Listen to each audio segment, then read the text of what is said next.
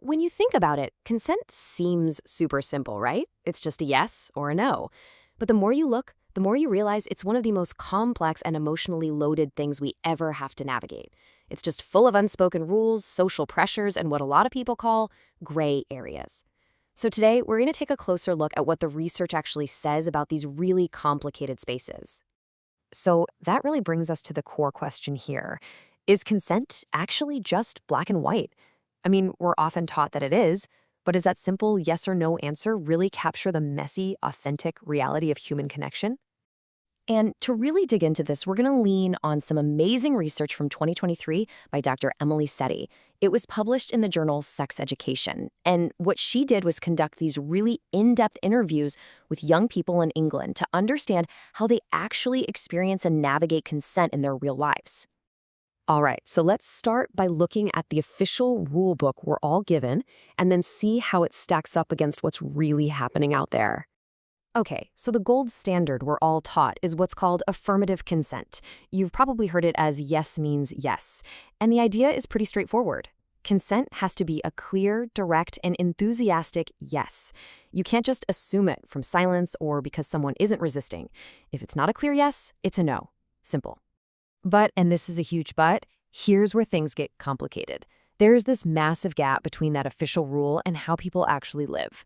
The rule says give me a clear verbal yes, but in reality, young people say communication is often nonverbal, it's indirect, and it relies so heavily on reading signals. The rule makes it sound like a simple transaction, but the reality is just filled with ambiguity and all those gray areas the rules are supposed to get rid of. So, that makes you wonder, right?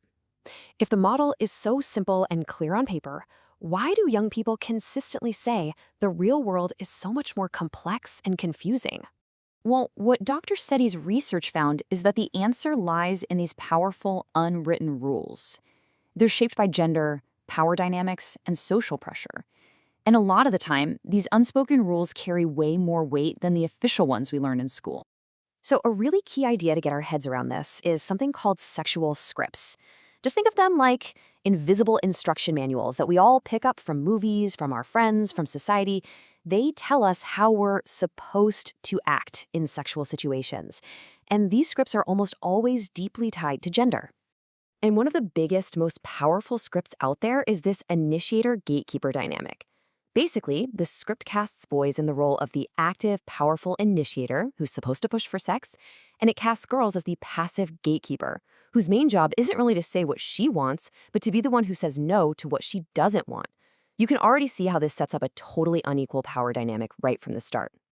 All right, so for boys, what does the script actually look like? Well, it often gets boiled down to one really powerful and frankly pretty damaging idea, that boys are just driven by this constant, uncontrollable desire for sex. But get this, here's where that script can totally backfire. The research found that because of this pressure to always want it, boys sometimes agree to or even start sexual encounters they don't actually want. They're worried about offending their partner by breaking the script and saying no. And that just completely flips the idea that only boys are the initiators on its head. And what about the script for girls? Well, it's a total catch-22. On one hand, they're expected to be sexually available and into it. But on the other hand, they have to carefully manage their reputation so they don't get judged for being too willing. And this, right here, has a really dangerous knock-on effect. To walk this tightrope, young women often fall back on using indirect signals or nonverbal cues. But that creates a huge, risky ambiguity. Is her hesitation genuine? Is she not consenting? Or is she just playing the part, trying to protect her reputation? That potential for misinterpretation is right at the heart of these gray areas. And if all of those gendered scripts weren't complicated enough, there's another huge factor that makes everything even blurrier: intoxication. I mean, the research is crystal clear. Alcohol and drugs just throw a massive wrench into the whole works of consent communication. First off, both men and women in the study linked drinking with being sexually available, which is a really dangerous assumption that plays right into the scripts we just talked about. Second, being intoxicated makes it harder for you to even know what you want, let alone communicate it clearly to someone else. This often means people use fewer clear consent cues, especially with someone new. And all of this can lead to what the research has grimly described as chaotic sexual interactions that somehow go wrong. But, here's a really important, nuanced point that came out of the research. While the official message is often that you simply can't consent if you're drunk, young people themselves see it as more complicated. They feel that being intoxicated definitely compromises consent, but that it doesn't necessarily wipe it out entirely, depending on how drunk someone is and the situation. And acknowledging that complexity is so important if we want to have a realistic conversation. Okay, so after digging into all this complexity, where do we go from here? And that brings us to the last and maybe the most important part of all this. We need to rethink how we teach and talk about consent. I love this quote from Dr. Setty. She puts it perfectly. The law represents a minimum standard rather than a final arbiter of ethical sexual activity. The point she's making is huge. Education can't just be about teaching the legal definition of consent. It has to go so much deeper into the ethics of respect, communication, and looking out for each other.